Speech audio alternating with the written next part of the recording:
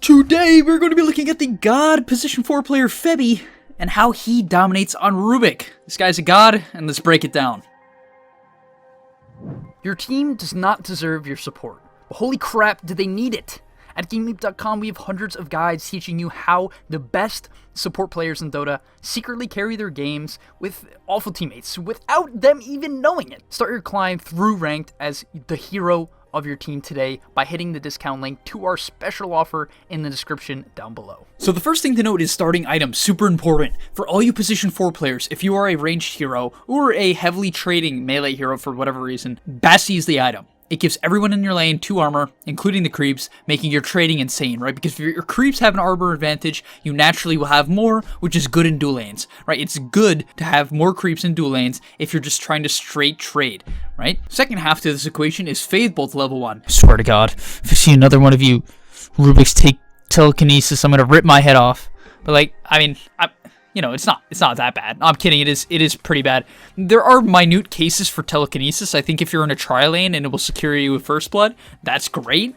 Or, if a void time walks for a bounty rune, you happen to be GH and you want to lift them into a gush that Mind Control has prepared, maybe it makes sense, but usually not. By the way, this is the SEA region, so shout out to SEA. Comment down below if you're from SEA, because this one's for you. So let's pay very close attention to how he approaches the lane, because every little thing in Dota matters. If you don't care about the little things, you will not get better. Dota is a game of small things. So first off, what is your hero good for in lane? Because I constantly see people complaining about Rubick. Last hits, right? Instantly he gets a deny. Please, guys, if you're playing Rubick, do not worry about trade. Look, he casts Fade Bolt to, to help out his Omni Knight, but his main idea here is to play for creeps, right? Look. Deny coming up, gets it again. Now, they can build a quick level 2 advantage. The lane is pushing into them, and he's gotten 2 denies, meaning that they will most likely hit level 2 first. That is a massive deal and can win lanes. Now, what I'm about to say I think is one of the most important things in Dota in the offlane. Now, I commonly see this misconception for even the highest of MMR players, where they infinitely trade with the pos 5 because it's easier, right? They'd be like, oh, this Grimstroke is lower than the Slark.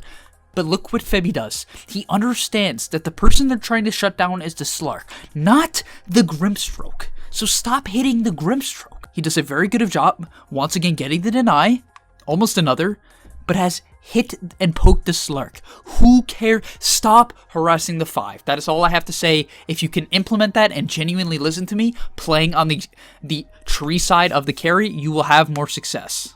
So a quick little Q play he does here that I think is another reason why this Bassi item is potentially broken. This creep goes under tower, right, and Slark wants to last hit it, and in order to kind of grief with how much damage it's going to do, he turns on the Bassi, but it doesn't actually work. The thing is, I want... Which sounds foolish, like why would I show you something that literally didn't work? He messed it up, because it has potential, right? He's going to go for the same play here, and in that case it actually did mess with the creep's HP, as it gave it armor, and as a result, Slark did not get the last hit. Now right here he makes a multitask play, which I think is amazing. So he goes over to contest this pull, which is a big deal, right? Contesting pulls and stepping the XP, fantastic. He gets a little bit more towards his level 3, and he also checks for the rune, right? He spotted the invis down on the bottom side, which is really important, right? Especially if one of your mid laners has a bottle, this is a big deal for all of you position 4 players. And you notice here he's now going to consider ganking mid. I think a lot of the times this is a play you should stay away from in pubs, not because I don't think it has no impact, it has a place in Dota, right? But for the most part, you have to be very careful about this, because if you don't get anything out of it, often what ends up happening is that, I guess your mid laner lags and dies. But most importantly, that you're not going to be bottom. And once you leave bottom or your side lane, you're often going to lose a lot of XP, right? He almost got the kill there. Leshrac unfortunately couldn't get his stun off, or, didn't cast it. But you have to be careful about that. Regardless, he forces some rotations mid, and now he immediately runs back bottom and pressures out the Slark with a really nice Fade Bolt, and using his telekinesis as well with his recently found Arcane Rune. And I think this bounce play is what's important. You do not want to sit mid. If you gank mid, and even if it ended poorly, right, like it was a bad gank, the first thing you have to do is just get back to your side lane. Don't waste time. Don't just stand around. Get back to your side lane and start getting more XP and having more impact. So what I really like about Febby's play is his complete attention to detail and ability to create insane amounts of efficiency in a very short period of time, right? Here he pops the shrine. During the time where he's popping the shrine, he farms this small camp. which you might be like, oh, well, shouldn't he get back to his side lane? But what he does next makes this kind of worth it, right? He clears up this camp to make sure it respawns, gets a stack off, and instantly off the stack picks up a haste rune, which he then in turn uses to run mid. Once again, his rune check is what allows him to have so much impact mid, and is able to secure the kill, pulling off a Yapsor there. So once again, now they're even forcing even more kills, as Leshrac is one of the strongest level 6 spikes in the game. So I really like this rotation, abusing the level 6 spike of his teammate, completely enabling his game, and now forcing mid tower even a little bit with this cart. Nothing too great, but just an amazing overall play there. Insane efficiency, and now he is level 5 at 6 minutes. And the next thing I want to say about position 4 that I noticed with a lot of 4s, especially pro 4s that I've been watching lately, is that the main theme that allows them to get farmed and keep their levels up is strictly predicated on the idea that they don't die. They don't die, right? He made a couple dangerous plays that actually could have killed him this game, to be fair, but due to the fact that he's been very careful, just through passive gold, you can get a good amount of items. He happens to have 15 last hits, 7 denies, a kill and 2 assists, which is really good.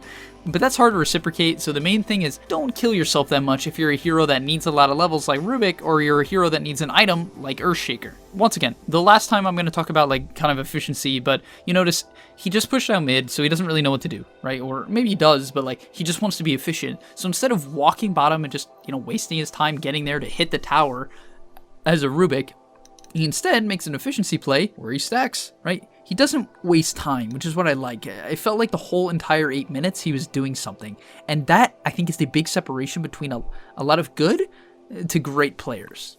And the last high-tier concept and super high MMR concept that is abused, especially in pro games, is giving a hero like Rubick 6. Rubick has one of the hardest level 6 spikes in the game, so giving him XP is a big deal.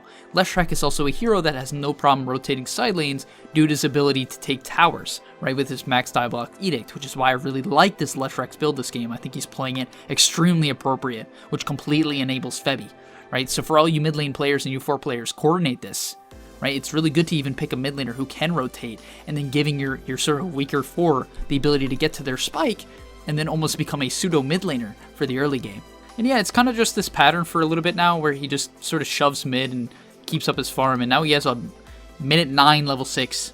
Minute 9. And I push you all, try to get your 6x10. I think I said this in the last supporting video, but it's really important, and I think it's a good milestone to reach for a lot of players who maybe are struggling to have impact or are sacrificing themselves too hard to actually carry games as a 4 or a 5. Because really, like, the only thing he's done in a bit is shove mid and stack camps, which is, it might sound like nothing crazy, but it's really effective, right?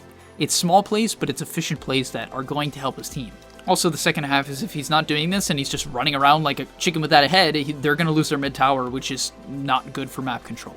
This upcoming play here is the most important aspect of Rubick in Dota, in my opinion. It's such a minute thing that just makes your hero so much better if you start doing this, right? I see so many players hesitate to like steal the perfect spell and they just hold it, but you notice here a fight breaks out, they manage to pick up this Invoker kill, but most importantly, they're not going to catch this Mirana, he knows it, but he's literally selected his ultimate spell steal on the Mirana and gets the steal off, and this is massive. Now he has the ability to push out waves very effectively and have a lot more impact. Also, it gives you the ability to have 3 nukes in a fight, right? Because if you cast Starfall, your Fade Bolt, and then steal again, you can do up to like 900 damage if you have 3 separate 300 damage nukes. It's really crazy. And that's the strength of this hero, having 2 nukes. When you play Rubick, I highly recommend you pick him into heroes like Lina. You pick him into heroes like even Leshrac, or for instance, Mirana, right? All these heroes that have early game nukes or high damage spells that you can steal, which gives you a lot of impact in early game damage, because this is when Rubick thrives. This is the thriving point for Rubick. Like, sure, you can steal Black Hole, but I think this is what's more important and more realistic to see, especially considering you're going to have to pick Rubick a lot of the time first phase or even second phase. And this is his peak when you have 2 nukes. Hear me out on that. I'm super serious.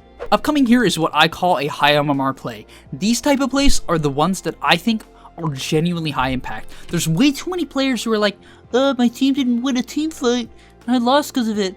Like, no, it's because you don't even consider plays like this. Look, does he kill this Slark here? No. But the overall result is now that he shoves Slark out of lane, and Slark has to wait to heal and isn't farming. He's closing off the map, right? And this is due to his good start, man, being level 10 at 13 minutes, which is absolutely insane. that's what he can do. He can run a Slark out of lane. And as a support, if you can run cores out of lane, specifically the safe laner, you will have more impact in your games and win more games, because it is something that no one does. No one addresses the split push, no one reads the split push, and if you can become the player who understands that when the anti-mage is going to TP top or just farm a wave and you can run him out, you're shutting him down and you don't have to kill him. And quick mention of item build, he rushes Aether Lens. I think this is the best item for Rubick. It allows you to stay out of the fight and simply cast spells, which is much better than actually blinking in and lifting someone, because often that will just get you killed. Void setting up the chrono bottom. It's Flopson. He sees the Slark. Febby from downtown. Yeet. Hits him with the arrow. Let's go. Alright, upcoming in this fight, we will see expert positioning from Febby. And the main rule I want to point out is what I like to call the stand behind your cores rule. Stop going past your cores as the 4 and the 5 if you're not an initiator, right? If you're a clockwork or a tide hunter or whatever, like, okay, go. But like, you're a Rubick or a Lina, and I see people just running high ground. Even here, I think he's a bit too far up in my personal opinion. But whatever. He's up high ground. And you notice he's kiting with his team. He's not running here because that's going to get him killed by the Mars. He's staying sort of together with his team, right? The main thing is, now he casts his Fade Bolt, right? And what I really like to see is when players just get their spells out, right? So you notice he lifts, he throws back for the stun, which is heads up, using the lift actually for the stun, stunning up the Mars. And now he's looking for his next spell to steal, right? And instead of overcommitting, he's like, okay, we need to back up, guys. Immediately recognizes, okay, they're kind of overrunning us, and resets the fight. This is what I like. He doesn't overcommit. He's not like, I'm a support, I'm useless, I'm out. He resets the fight, throws out his green lantern arrow, hits the Slark, and manages to turn the fight for them, right? And then once again, steals a high damage nuke. These nukes are literally by far the best spells to steal. And the last point to this clip is what I like to call casting your spells before you die.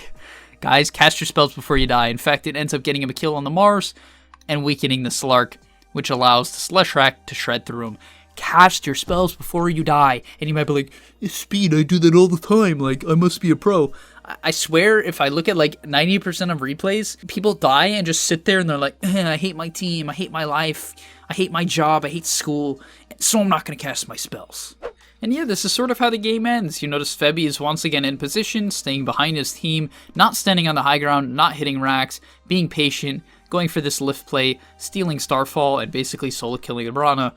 That is how you play Rubick, guys. Hopefully you can see that the main aspect of this hero that I really want to push forward, so that you can see the benefit of Rubick, is 1, Fade Bolt for lowering people's damage in lane so that you can secure creeps, and 2, stealing high damage nukes rather than focusing on hitting a 5-man black hole, because frankly, dealing 600 damage 10 minutes in is much better. Alright, thanks for watching, guys. If you enjoyed, please do like and subscribe to help our channel grow. I appreciate it as always, and thanks for watching. Do you want to carry your games but always find yourself stuck in the support role? On gameleap.com, we have the tools you need to take control of your games as a Pause 4 and Pause 5. With hundreds of guides covering hero specifics and key concepts like ganking and lane control, GameLeap is the place to unlock your potential as a support player. Hit the link on screen right now to take advantage of our special offer for a 25% discount.